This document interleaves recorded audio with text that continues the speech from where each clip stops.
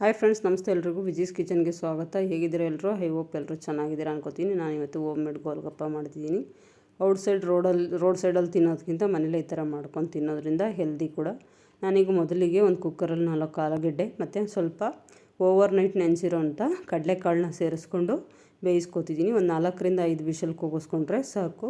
ಕಡಲೆಕಾಳು ಮತ್ತು ಆಲೂಗಡ್ಡೆ ಮುಳುಗೋಷ್ಟು ನೀರು ಸೇರಿಸ್ಕೊಂಡು ಕುಕ್ಕರ್ ಲಿಡ್ ಕ್ಲೋಸ್ ಮಾಡಿ 4ರಿಂದ 5 ವಿಷಲ್ ಕೂಗಿಸ್ಕೊತೀನಿ. ನೀವು ಇನ್ನೂ ಯಾರೆಲ್ಲ ನನ್ನ ಚಾನಲ್ ಸಬ್ಸ್ಕ್ರೈಬ್ ಮಾಡ್ಕೊಂಡಿಲ್ಲ, ದಯವಿಟ್ಟು ಸಬ್ಸ್ಕ್ರೈಬ್ ಮಾಡ್ಕೊಂಡು ನೋಡಿ. ವಿಡಿಯೋಗೊಂದು ಲೈಕ್ ಕೊಡಿ, ನಿಮ್ಮ ಫ್ರೆಂಡ್ಸ್ಗೆಲ್ಲ ಶೇರ್ ಮಾಡಿ. ಹೊಸ ಈಸಿ ರೆಸಿಪೀಸ್ಗಾಗಿ ವಿಜೀಸ್ ಕಿಚನ್ನ ಸಬ್ಸ್ಕ್ರೈಬ್ ಮಾಡೋದನ್ನು ಮರಿಬೇಡಿ. ಈಗ ನೋಡಿ, ನಾನೊಂದು ಮಿಕ್ಸಿ ಜಾರ್ಗೆ 1 ಹಿಡಿಯಷ್ಟು ಕೊತ್ತಂಬರಿ, 1 ಹಿಡಿಯಷ್ಟು ಪುದೀನ, ಒಂದು 4 ಹಸಿಮೆಣ್ಸಿನ್ಕಾಯಿ, 1 ಗಡ್ಡೆ ಬೆಳ್ಳುಳ್ಳಿ ಮತ್ತು ಒಂದು ಅರ್ಧ ಇಂಚಷ್ಟು ಶುಂಠಿ, ಇದಿಷ್ಟು ಪೇಸ್ಟ್ ಮಾಡ್ಕೊತಿದ್ದೀನಿ. ಪಾನಿ ಮಾಡೋಕ್ಕೋಸ್ಕರ ಕುಡಿಯೋ ನೀರನ್ನೇ ಸೇರಿಸ್ಕೊಂಡು ಇದನ್ನ ನುಣ್ಣಗೆ ಪೇಸ್ಟ್ ಮಾಡ್ಕೊತಿದ್ದೀನಿ. ಇದು ಪೇಸ್ಟ್ ಆದಮೇಲೆ ಇದನ್ನು ಒಂದು ಜಾಲರಿ ತೊಗೊಂಡು ನೀಟಾಗಿ ಶೋಧಿಸ್ಕೊತಿದ್ದೀನಿ. ಪಾನಿ ಅಂದರೆ ಸ್ವಲ್ಪ ನೀರು ಥರನೇ ಇರಬೇಕಲ್ವ, ಹಂಗಾಗಿ ಇದನ್ನು ನೀಟಾಗಿ ಶೋಧಿಸ್ಕೊತಿದ್ದೀನಿ. ನಿಮ್ಮ ಸಲಹೆ ಸೂಚನೆಗಳು, ಅನಿಸಿಕೆ, ಅಭಿಪ್ರಾಯಗಳು ಏನೇ ಇದ್ದರೂ ದಯವಿಟ್ಟು ಕಮೆಂಟ್ ಬಾಕ್ಸಲ್ಲಿ ಹಾಕಿ. ನೀವು ಒಂದು ಸಲ ಮನೇಲಿ ಈ ಥರ ಗೋಲ್ಗಪ್ಪ ಮಾಡಿ ಹೇಗೆ ಬಂತು ಅಂತ ಕಮೆಂಟ್ ಮೂಲಕ ತಿಳಿಸೋದನ್ನಂತೂ ಮರಿಬೇಡಿ. ನಾನೀಗ ಹುಣಸೆಹಣ್ಣು ನೆನೆಸಿಟ್ಕೊಂಡಿದ್ದೆ, ಅದರ ರಸ ಕೂಡ ನೀಟಾಗಿ ಶೋಧಿಸ್ಕೊತಿದ್ದೀನಿ. ಹುಣಸೆಹಣ್ಣಲ್ಲಿ ಕಲ್ಲು ಮಣ್ಣು ಮತ್ತು ಹುಣಸೆಹಣ್ಣು ಬೀಜ ಎಲ್ಲ ಇರುತ್ತಲ್ಲ, ಹಾಗಾಗಿ ಈ ಥರ ನೀಟಾಗಿ ಶೋಧಿಸ್ಕೊಂಡ್ರೆ ನೀಟಾಗಿರುತ್ತೆ. ಇದಕ್ಕೆ ಹೋಮ್ ಮೇಡ್ ಅಂತ ಹೇಳೋದು. ಈಗ ಇದಕ್ಕೆ ಒಂದು ಅರ್ಧ ಟೇಬಲ್ ಸ್ಪೂನಷ್ಟು ಅಚ್ಕಾರದ ಪುಡಿ, ಒಂದು 1/4 ಟೀ ಸ್ಪೂನಷ್ಟು ಗರಂ ಮಸಾಲ, ಸ್ವಲ್ಪ ಬ್ಲ್ಯಾಕ್ ಸಾಲ್ಟು ಸೇರಿಸ್ಕೊತಿದ್ದೀನಿ. ಸೇರಿಸ್ಕೊಂಡಿದ್ದನ್ನ ಚೆನ್ನಾಗಿ ಮಿಕ್ಸ್ ಮಾಡ್ಕೊತಿದ್ದೀನಿ. ನಾನು ಏನು ಪೇಸ್ಟ್ ಮಾಡಿ ಇಟ್ಕೊಂಡಿದ್ದಲ್ಲ ಅದೇ ಮಿಕ್ಸಿ ಜಾರ್ಗೆ ಸ್ವಲ್ಪ ನೀರು ಸೇರಿಸ್ಕೊಂಡು ಇದಕ್ಕೆ ಎಷ್ಟು ನೀರು ಬೇಕೋ ಕನ್ಸಿಸ್ಟೆನ್ಸಿ ನೋಡಿಕೊಂಡು ನೀರು ಮಿಕ್ಸ್ ಮಾಡ್ಕೊತಿದ್ದೀನಿ. ಚೆನ್ನಾಗಿದ್ದನ್ನು ಈ ಥರ ಮಿಕ್ಸ್ ಮಾಡ್ಕೋಬೇಕು. ಟೇಸ್ಟ್ ಅಂತೂ ವಾವ್ ಅನ್ನೋ ಥರ ಇತ್ತು. ಆಚೆ ಮಾಡಿದ್ರೆ ಮಾತ್ರ ಆ ಥರ ಟೇಸ್ಟ್ ಬರುತ್ತೆ ಅಂತಿಲ್ಲ, ಮನೇಲೇ ನೀಟಾಗಿ ಮಾಡಿಕೊಂಡ್ರು ಟೇಸ್ಟಿಯಾಗಿರುತ್ತೆ ಮತ್ತು ಹೆಲ್ದಿ ಕೂಡ. 1 ಟೇಬಲ್ ಸ್ಪೂನಷ್ಟು ಧನಿಯಾ ಪುಡಿ ಸೇರಿಸ್ಕೊಂಡಿದ್ದೀನಿ. ನಂಗೆ ಪಾನಿ ಜಾಸ್ತಿ ಬೇಕಾಗಿರೋದ್ರಿಂದ ಇನ್ನು ಸ್ವಲ್ಪ ಹುಣಸೆ ರಸನ ಶೋಧಿಸ್ಕೊಂಡು ಸೇರಿಸ್ಕೊಂಡಿದ್ದೀನಿ. ಈಗ ಇದಕ್ಕೆ ಜೀರಿಗೆ ಪೌಡ್ರು ಸ್ವಲ್ಪ ಸೇರಿಸ್ಕೊಂಡು ಚೆನ್ನಾಗಿ ಮಿಕ್ಸ್ ಮಾಡ್ಕೊಂಡಿದ್ದೀನಿ. ಈಗಿದು ಪಾನಿ ರೆಡಿಯಾಗಿದೆ ನೋಡಿ. ಬೇಯಿಸ್ಕೊಂಡಿರೋ ಆಲೂಗಡ್ಡೆನ ಸಿಪ್ಪೆ ತೆಕ್ಕೊಂಡು ಒಂದು ಬೌಲಲ್ಲಿ ಸೇರಿಸ್ಕೊಂಡು ಚೆನ್ನಾಗಿ ಸ್ಮ್ಯಾಶ್ ಮಾಡ್ಕೊತಿದ್ದೀನಿ. ಆಲೂಗಡ್ಡೆ ಚೆನ್ನಾಗಿ ಸ್ಮ್ಯಾಶ್ ಆಗಬೇಕು.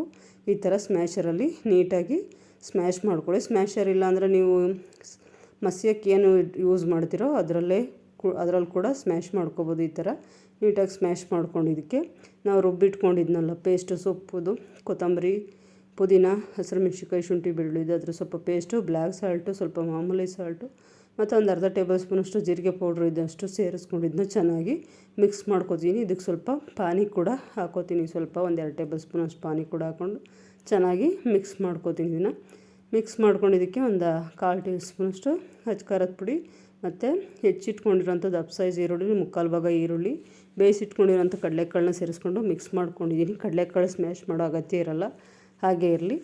ಈಗ ನಾನು ಪೂರಿಗೆ ಹಿಟ್ಟು ಕಲಿಸ್ಕೊತಿದ್ದೀನಿ. 1 ಕಪ್ ಚಿರೋಟಿ ರವೆ ಮತ್ತು 1 ಕಪ್ಪು ಗೋಧಿ ಹಿಟ್ಟು, ಸ್ವಲ್ಪ ಉಪ್ಪು ಸೇರಿಸ್ಕೊಂಡು ಇದನ್ನ ಚೆನ್ನಾಗಿ ಮಿಕ್ಸ್ ಮಾಡ್ಕೊತೀನಿ. ಚಿರೋಟಿ ರವೆ ಹಾಕೋದ್ರಿಂದ ಕ್ರಿಸ್ಪಿಯಾಗಿ ಗರ್ಗರಿಯಾಗಿ ಚೆನ್ನಾಗಿ ಬರುತ್ತೆ. ಪೂರಿ ತಿನ್ನೋಕ್ಕೂ ಚೆನ್ನಾಗಿರುತ್ತೆ. ಇದನ್ನ ಚೆನ್ನಾಗಿ ಮಿಕ್ಸ್ ಮಾಡಿಕೊಂಡು ಇದಕ್ಕೆ 1 ಟೇಬಲ್ ಸ್ಪೂನಷ್ಟು ಎಣ್ಣೆ ಸೇರಿಸ್ಕೊಂಡು ಸ್ವಲ್ಪನೇ ನೀರು ಸೇರಿಸ್ಕೊಂಡು ಚಪಾತಿ ಹಿಟ್ಟಿನ ಅದಕ್ಕೆ ನೀಟಾಗಿ ಕಲಿಸ್ಕೊತೀನಿ. ನೀವು ತೆಳು ಅಥವಾ ಗಟ್ಟಿ ಮಾಡ್ಕೋಬೇಡಿ. ಮಾಮೂಲಿ ನಾವು ಚಪಾತಿ ಮಾಡೋಕ್ಕೆ ಯಾವ ಹದವಾಗ ಕಲಿಸ್ಕೊತೀವೋ ಆ ಹದದಲ್ಲಿ ಈ ಹಿಟ್ಟನ್ನ ನೀಟಾಗಿ ಕಲಿಸ್ಕೋಬೇಕು. ನಿಮ್ಮ ಸಲಹೆ ಸೂಚನೆಗಳು, ಅನಿಸಿಕೆ, ಅಭಿಪ್ರಾಯಗಳು ಏನೇ ಇದ್ದರೂ ದಯವಿಟ್ಟು ಕಮೆಂಟ್ ಬಾಕ್ಸಲ್ಲಿ ಹಾಕಿ.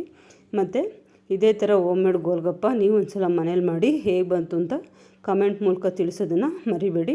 ನೀಟಾಗಿ ಕಲಿಸ್ಕೊಂಡಿದ್ದೀನಿ. ಇದನ್ನ ಒಂದು 5ರಿಂದ 10 ನಿಮಿಷ ಚೆನ್ನಾಗಿ ಈ ಥರ ನಾದ್ಕೊಂಡು 1ರಿಂದ 2 ಅವರ್ ಇದನ್ನು ತುಂಬ ಒಂದು ಪ್ಲೇಟ್ ಮುಚ್ಚಿ ನೆನೆಯೋಕೆ ಇಟ್ಬಿಟ್ರೆ ತುಂಬ ಸಾಫ್ಟಾಗಿ ಮತ್ತು ಕ್ರಿಸ್ಪಿಯಾಗಿ ಚೆನ್ನಾಗಿ ಬರುತ್ತೆ. ನೆನಿಬೇಕು ಸ್ವಲ್ಪ ಹಿಟ್ಟು, ಆವಾಗ ಪೂರಿ ಉಬ್ಬಿ ಬರುತ್ತೆ ಚೆನ್ನಾಗಿ. ಈಗ ನೋಡಿ ಚೆನ್ನಾಗಿ ನಾದ್ಬಿಟ್ಟು ಒಂದು ಪ್ಲೇಟ್ ಮುಚ್ಚಿ ನಾನು 1ರಿಂದ 2 ಅವರ್ ಚೆನ್ನಾಗಿ ನೆನೆಸ್ಕೊಂಡಿದ್ದೀನಿ. ಇದನ್ನು ಪೂರಿ ಅಂತೂ ಸಖತ್ತಾಗಿ ಬಂದಿತ್ತು. ನೀವು ಮನೇಲಿ ಮಾಡಿ ನೋಡಿ ಹೇಗೆ ಬಂತು ಅಂತ ಕಮೆಂಟ್ ಮೂಲಕ ಹೇಳೋದನ್ನು ಮರಿಬೇಡಿ. ಈಗ ಸ್ಟವ್ ಮೇಲೆ ಒಂದು ಬಾಣಲೆ ಇಟ್ಕೊಂಡು ಎಣ್ಣೆ ಬಿಸಿಗಿಟ್ಟಿದ್ದೆ, ಎಣ್ಣೆ ಬಿಸಿಯಾಗಿದೆ. ಈಗ ನಾನು ಪೂರಿನ ಲಟ್ಟಿಸಿ ಅದರಲ್ಲಿ ಬೇಯಿಸ್ಕೊತಿದ್ದೀನಿ ಚಿಕ್ಕದಾಗಿ. ಚಪಾತಿ ಹಿಟ್ಟಿನ ಅದಕ್ಕೆ ತೊಗೊಂಡು ನೀಟಾಗಿ ಅದನ್ನು ಒತ್ತಿಬಿಟ್ಟು ಒಂದು ಬೌಲು ಮಾಮೂಲಿ ಮೀಡಿಯಮ್ ಸೈಜ್ ಒಂದು ಬೌಲ್ದು ಮುಚ್ಚಳ ತೊಗೊಂಡು ಒಂದೇ ಸೈಜ್ಗೆ ನಾನು ಪೂರಿನ ಕಟ್ ಮಾಡ್ಕೊತಿದ್ದೀನಿ. ಕಟ್ ಮಾಡಿಕೊಂಡು ಉಳಿದಿರೋ ಭಾಗನ ತೆಗೆದು ನಾವೇನು ರೌಂಡಾಗಿ ಕಟ್ ಮಾಡ್ಕೊಂಡಿದ್ದೀನಲ್ಲ ಆ ಭಾಗನ ಎಣ್ಣೆಯಲ್ಲಿ ಕರ್ಕೋತೀನಿ. ಈ ಥರ ಮಾಡಿದ್ರೆ ನಮಗೆ ಎಷ್ಟು ಪೂರಿ ಬೇಕೋ ಅಷ್ಟು.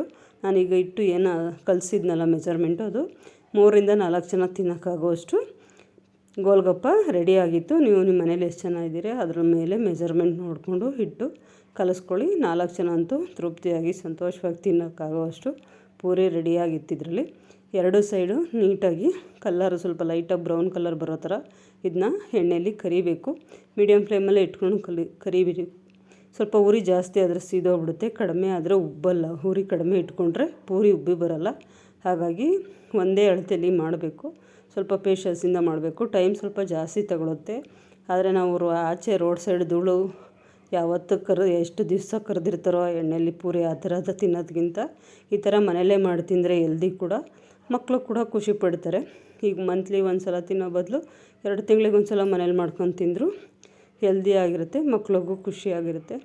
ಈಗ ನೋಡಿ ನಾನು ಪೂರಿ ಬೇಯಿಸ್ಕೊತಿದ್ದೀನಿ 2 ಸೈಡು. ಈಗ ರೆಡಿಯಾಗಿದೆ. ಬೌಲ್ಗೆ ತೆಕ್ಕೋತಿದ್ದೀನಿ. ನಾನು ಎಷ್ಟು ಪೂರಿ ಮಾಡಿದ್ದೀನಿ ಅಂತ ತೋರಿಸ್ತಿದ್ದೀನಿ ನೋಡಿ ನಿಮಗೆ ಸ್ವಲ್ಪ ಈ ಕಲರ್ ಬೇಡ ಅಂದರೆ ಸ್ವಲ್ಪ ಲೈಟಾಗಿ ಕರಿಬೋದು. ನಮಗೆ ಸ್ವಲ್ಪ ಕ್ರಿಸ್ಪಿಯಾಗಿ ಬೇಕಿತ್ತು, ಹಾಗಾಗಿ ಬ್ರೌನ್ ಕಲರ್ ಬರೋರಿಗೆ ಕರೆದಿದ್ದೀವಿ. ಈಗ ಸ್ಟಫಿಂಗ್ ರೆಡಿ ಮಾಡಿ ತೋರಿಸ್ತೀನಿ ನೋಡಿ. ನಾನು ಗೋಲ್ಗಪ್ಪದು ಈ ಥರ ಪೂರಿ ಹೋಲ್ ಮಾಡಿ ನಾನು ಸ್ಟಫಿಂಗ್ ಏನು ರೆಡಿ ಮಾಡಿದ್ನಲ್ಲ ಅದನ್ನು ಇದಕ್ಕೆ ಮಿಕ್ಸ್ ಮಾಡಿ ಅದ್ರ ಮೇಲೆ ಪಾನಿ ಸೇರಿಸ್ಕೊಂಡ್ರೆ golgappa, home made golgappa ready ಆಗುತ್ತೆ. ನಾನು ಯಾವುದೇ ಥರದ ಮಿಕ್ಸ್ಚರ್ ಬಳಸಿಲ್ಲ. ಇದಕ್ಕೆ pure home made golgappa ready ಮಾಡಿದ್ದೀನಿ. ನೀವು ಒಂದು ಸಲ ಮನೇಲಿ ಮಾಡಿ ಹೇಗೆ ಬಂತು ಅಂತ ಕಮೆಂಟ್ ಮೂಲಕ ತಿಳಿಸೋದನ್ನು ಮರಿಬೇಡಿ. ಪಾನಿ ಅದರ ಫುಲ್ ಆಗ್ತಾಯಿದ್ರೆ ಬಾಯಲ್ಲಿ ನೀರು ಬರ್ತಾ ಇರುತ್ತೆ ಇನ್ನೂ ತಿನ್ನಬೇಕು ಅಂತ. ನೀವು ಒಂದು ಸಲ ಮನೇಲಿ ಮಾಡೋದನ್ನ ಇದೇ ಥರ ಟೇಸ್ಟ್ ಆಗಿ ಬಂತ, ಯಾವ ಥರ ಟೇಸ್ಟ್ ಇತ್ತು ಅಂತ ಕಮೆಂಟ್ ಮೂಲಕ ತಿಳಿಸಿ. ತುಂಬ ಚೆನ್ನಾಗಂತೂ ಬಂದಿದೆ. ಈಗ ನಾನು ಗೋಲ್ಗಪ್ಪ ರೆಡಿಯಾಗಿ ಫುಲ್ ಒಂದು ಪ್ಲೇಟು ಸರ್ವ್ ಮಾಡಿ ನಾನು ನಿಮಗೆ ತೋರಿಸ್ತೀನಿ ನೋಡಿ. ಈ ವಿಡಿಯೋ ನೋಡಿದ್ದಕ್ಕಾಗಿ ನಿಮ್ಮೆಲ್ಲರಿಗೂ ಧನ್ಯವಾದಗಳು ಫ್ರೆಂಡ್ಸ್.